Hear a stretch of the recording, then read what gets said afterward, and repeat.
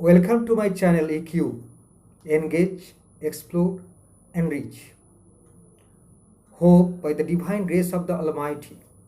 Dear students, you with your family members are safe and sound. As part of my online classes today, that is the first day, I'd like to start to teach you a poem for class 10, Tiger in the Zoo by Leslie Norris, available in the Flash Flight textbook for class 10. Tiger in the Zoo is one of the finest poems by Leslie Norris. It is fact, Leslie Norris is a strong supporter of providing freedom to wild animals. He prefers wild animals should be set free in the forest, that is their natural habitat. And this message is conveyed through this poem, Tiger in the Zoo by Leslie Norris. The poem provides a contrast of a tiger. Dear students, how do you feel if you are kept in a place away from your sweet home, where there is no freedom, where you cannot exercise his own will? You are imposed by others, and your wills are governed by others. Definitely, this sort of life is not life at all. This is a hell-like, full of frustrations, and you will be feel depressed. Similar is the situations of tiger in the zoo. You can visualize a tiger that is kept in the zoo, that is artificial captivity made by man, and tiger in the natural habitats, that is open forest, that the tiger will also feel freedom, enjoy freedom. The present poem provides a contrast in mood, temperament, environment of a tiger when he is in the zoo and when he is in the forest, when he is in his natural habitat, and when he is in the, that is called confinement made by the man. Now the question is, should wild animal be caged in such a way? Definitely not, because every one, be it in wild animal or that is the man, craves for freedom. Freedom is the soul song of everyone's soul. That's why the cages are not meant for only, especially for the animals. They belong to the forests. They belong to the forest. That is the emphatic point. And they too lead to life with their families. They too have their families. We should not separate them from their families. And that's why we should give freedom to the wild animals. This is the summum bonum of the poem Tiger in the Zoo by Leslie Norris. Now, I would like to analyze the poem stanza-wise. And stanza-wise detailed analysis is being stated now. The poem opens with the personal pronoun he. That does mean the tiger is personified here. And personification is a figure of speech, where inanimate objects, non-human beings, are given the quality of human beings, with which this can speak, act like human beings. So here the first stanza that opens with the personal pronoun he, here the tiger is found walking in his limited pace, because the space of the cage provided to him is very short, and length and breadth of the tiger is too much that it cannot accommodate the proper way. That's why the tiger wants to walk, move freely, but he cannot. And there are stripes in his body, and these stripes are darker than in color. And while he moves, it does not create any sound, because his paws, that is pads, are as soft as velvet. So no noise or stir is created while it moves in that small space provided in the case of the zoo. But here there is a question. The very word quiet is repeated twice. First quiet is velvet quiet, and this quiet is referred to silent and soft. And this is an example of metaphor, And metaphor, the figure of speech, is an implied simile where two dissimilar objects are taken into account. Here, the that is softest paws of the tiger as like that of velvet. In case of metaphor, there is no use of like and as, and that is distinctly different from simile. Otherwise, metaphor is an implied simile. And the tiger is in quiet rage. Here the quiet means silent, rage means anger. The poet conveys to say that the tiger is in silent but is anger. Again, there is a literary device. It is called oxymoron.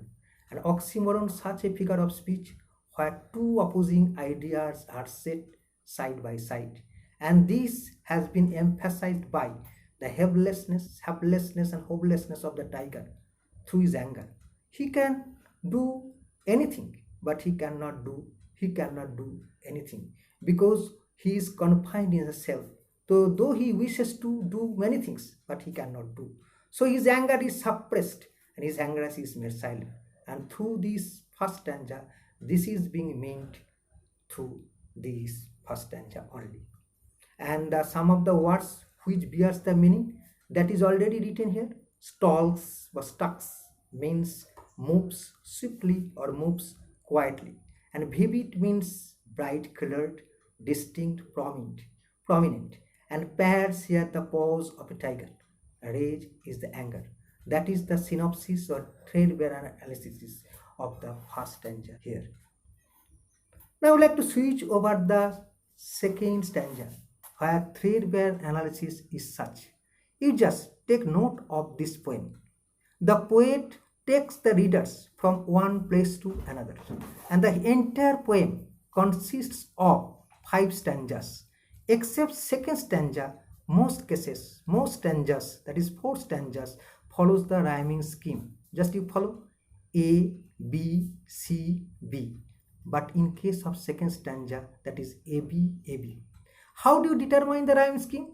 You know, the last letter of the every line will be determined by A. If it immediately rhymes with the second line, that will be AA. And if it is rhymed with the third line, that is alternative. In case of first stanza, you have seen that A does not rhyme with the immediately, that is called second line, but rather in the third line. That is, it is called rhyme scheme ABCB. But in case of second stanza, the rhyming scheme is ABAB.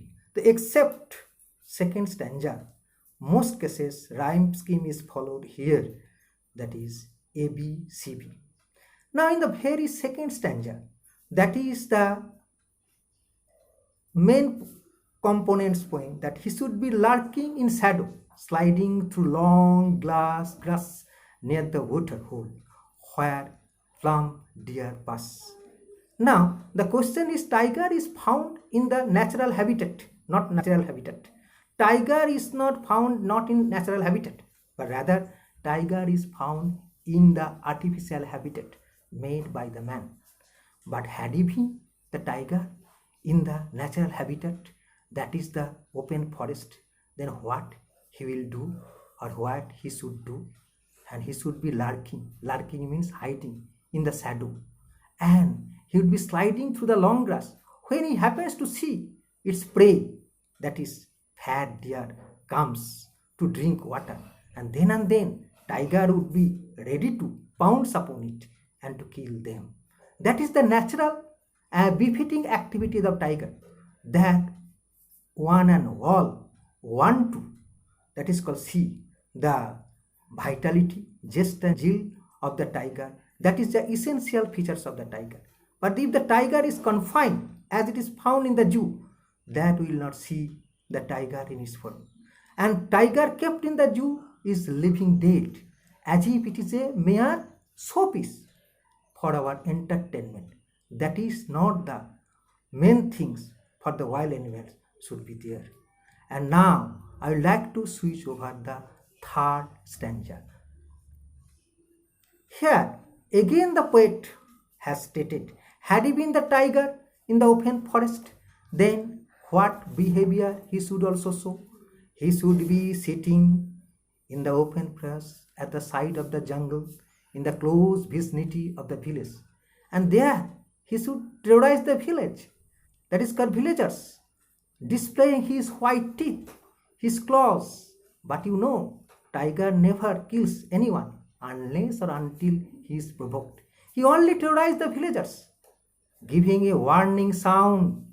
That means the snarling sound around the houses, only to see, only to give them signal. I, the king of the forest, here. This will also give his identity. This will give his recognitions. So that is again. So this poem moves from that is called zoo to jungle, and again back to jungle to zoo. The first stanza where the tiger is found in the zoo, and second stanza, this is our imaginative things. The tiger, if the tiger happens to be in the forest, what will be the activity of the tiger? And even in the third stanza again, what will be the tiger if it is in the open forest? And now I would like to move or shift to the fourth stanza.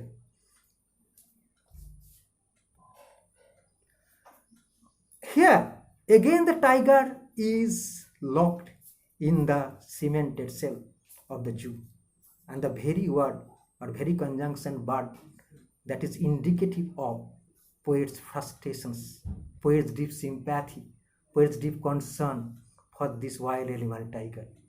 His strength is suppressed behind the bars. The bars are iron rails where the tiger wishes to escape from it, confinement, but he cannot, because iron bar is fixed against him. How he can? That is the moot questions. So he is imprisoned behind the bars. He tries at most to come out, but he cannot. His strength, his vitality, his vigor are all suppressed behind the iron bars. So he helplessly, painstakingly moves, walks in the that is called mall pace provided to him, and he is callous to his visitors. He does not pay no attention to the visitors who came to visit him. He is disinterested in them, and that is the meaning of this stanza. Now again I would like to shift over to that stanza that is called, the fifth stanza. That is the last stanza of this poem. Here the tiger hears the voice at night. The patrolling cur stares with his brilliant eyes and the brilliant stars. That poet wants to convey the fact. The tiger heard the last voice in the silence of the night, that the patrolling curs of the zoo authorities. And tiger helplessly again looks fixedly with his radiating eyes, as if he wants to implore his prayer to God Almighty. Oh God Almighty, you are the solution to my problems.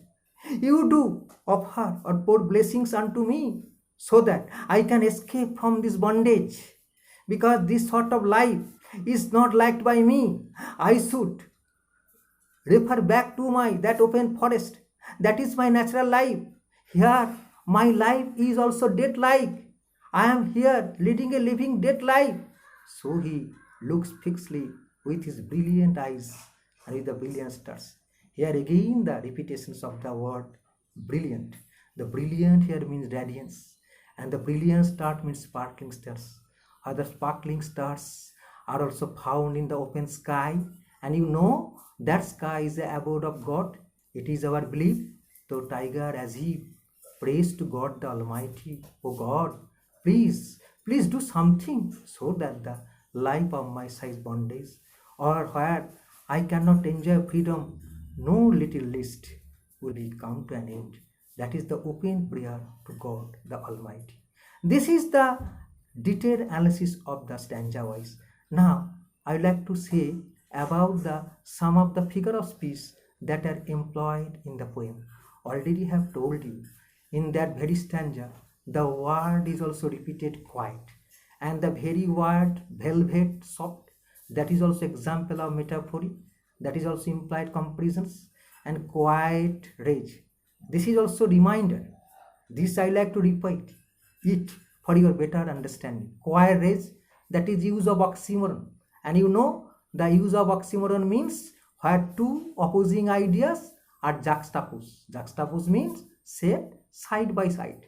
Any other example? Just like consciously unconscious, novelist folk, where two opposing ideas are set side by side. And you know the another way of some of the words like that, concrete seal, that will also available in that last stanza, where I'll also say to you.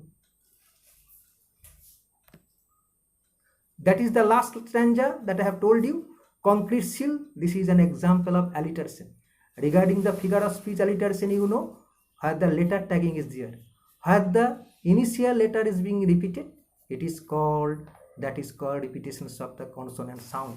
And concrete seal, behind the bars, that is the naming of alliteration.